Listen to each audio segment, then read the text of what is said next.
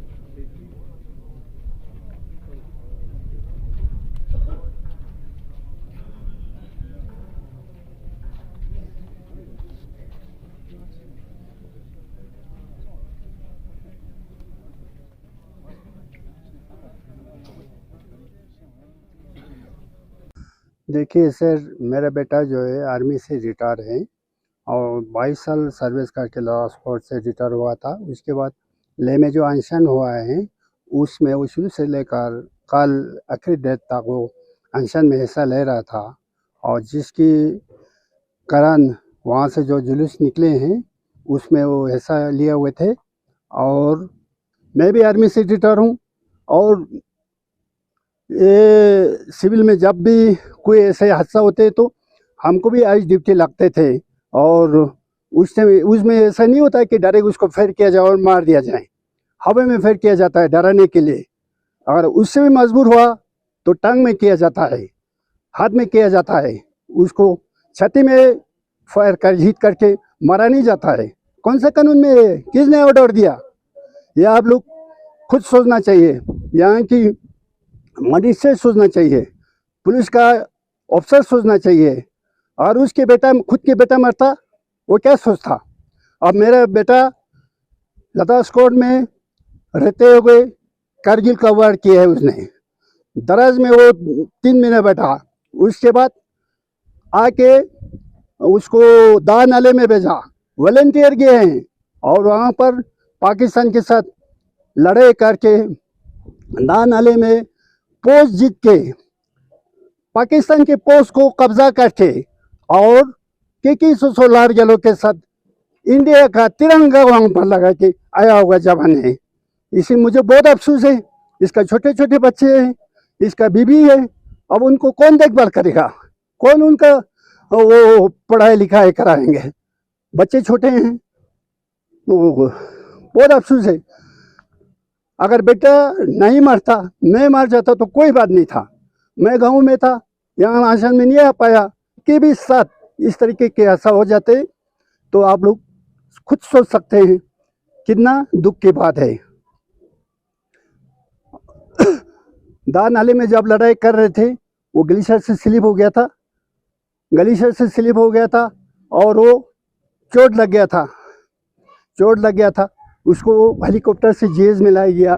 यहाँ पर उसको हादसा इलाज कराने के बाद फिर हॉस्पिटल से डिस्चार्ज हुआ। वो बोला मैं दोबारा जाऊंगा लड़ाई में, पाकिस्तान के साथ लड़ूंगा। वॉलंटियर फिर गया वो दा नाले में और दोबारा फिर जब तक सीज फायर नहीं हुआ तब तक लड़ते रहा। ऐसा आदमी था। मैं 1971 दिसंबर में आर्मी में भर्ती हुआ था, लद्दाख स्क्वाड रेजिमेंट में। उसके बाद मैं सर्विस किया हूँ लद्दाख स्क्वाड में एज ए सिपाही से लेकर सूबेदार मेजर रैंक तक। और सूबेदार मेजर 32 साल में सर्विस करके सूबेदार मेजर ऑनरी कैप्टन में रिटायर हुआ हूँ। और मैंने श्रीनगर में गुरेज सेक्टर में 2 साल में वहाँ पर कंपनी को कमांड किया था एज ए सूबेदार। और हमें chief of army station army commander का कमेंडेशन कार्ड है। उसके अलावा 32 साल की जो सर्विस में ग्लेशियर मैंने 4 टर्नओवर काटा है। और मैं माउंटेन क्वालिफाइड हूँ, ICQ क्वालिफाइड हूँ। उसकी वजह से मेरे को इंदिरा कोल ग्लेशियर का जो मेन ग्लेशियर का टॉप है, वहाँ पर पेट्रोलिंग पार्टी में बेचते थे, आर्मी हेडक्वार्टर से लेते रहता था। और यूनिट के कमांडर का कोई बात की नहीं होता था कि नहीं भेजेंगे, जाना पड़ता था। ड्यूटी है, आर्मी में सर्विस कर रहा हूँ। और 4 बार ग्लेशियर के टर्नओवर में जहाँ पर मैनेज 35 से ज़्यादा जाता है, वहाँ पर उस टाइम स्पेशल क्लोथिंग नहीं था, स्पेशल राशन नहीं था। इंडियन क्लोथिंग के साथ ये जो सोनोटेन है, तंबू में बैठकर हम ग्लेशियर के ऊपर सर्विस किया हूँ। और वहाँ पर कभी खाना मिलता था, कभी नहीं मिलता था। उस टाइम ना रोड था, ना पोटर लाते थे राशन, और कभी पहुँचते थे टाइम से और कभी नहीं पहुँचते थे। तो हम कैसे भी ड्यूटी करना है, देश की सरहद को बचाना है। जहाँ पर इंदिरा कोल काराकोरम पास है, वहाँ पर 5 देशों का बॉर्डर पड़ता है, इंडिया, पाकिस्तान, चाइनीज़, रशिया। वहाँ पर मैंने ड्यूटी किया हूँ। मैंने 50 तक जाता है और बर्फ़ के ऊपर सोते थे, इंडियन स्लीपिंग, इंडियन मैट्रेस के साथ। जहाँ पर 10 दिन सोएगा वो बर्फ़ बॉडी के हिस्से से डाउन हो जाता था, फिर बेचारे उठा के ऊंचे जगह पर लगाना, सो जाना।